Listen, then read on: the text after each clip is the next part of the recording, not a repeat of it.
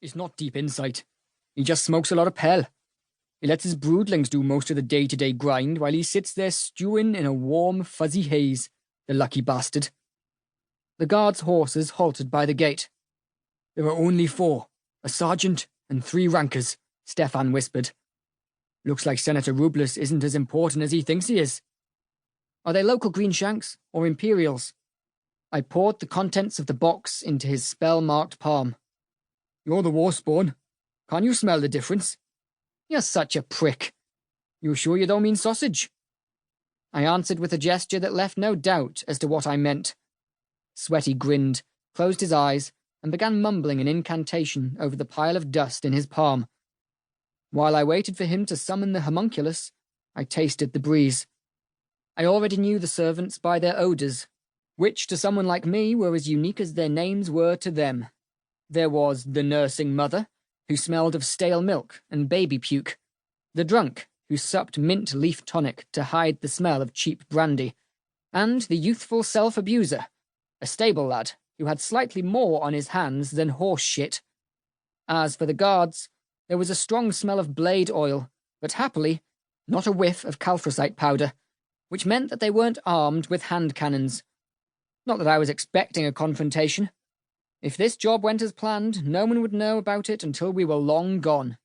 But, as Mother was fond of saying, never count your vipers before they hatch. It also meant that, as we suspected, the senator wasn't a big enough fish to warrant Imperial aid in hunting down the dastardly curs who'd attempted to rob his country retreat.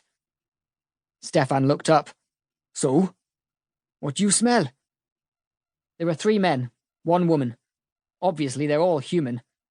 The woman's old, past her seasons. One of them oils their hair. One of them has a bad back or knee. Whichever it is, they stink of langagall. One of them likes fermented cheese, one smokes a pipe, and one unlucky cull has cancer.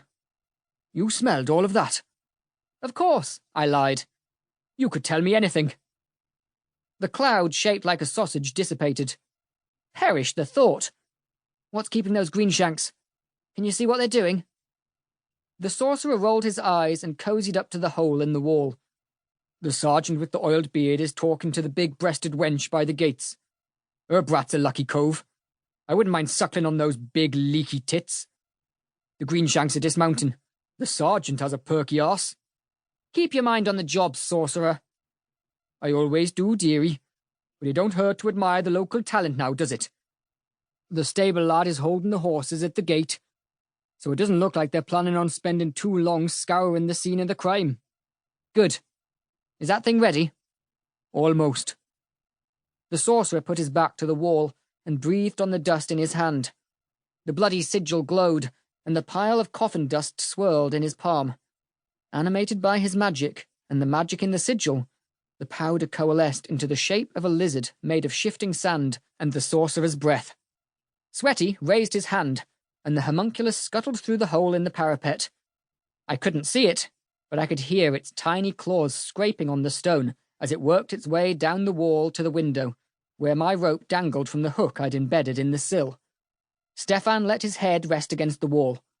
His eyes were now shallow pits of swirling sand. Down below, the guards' voices and iron-shod boots echoed in the marble atrium. Rubies is back, Sweaty whispered.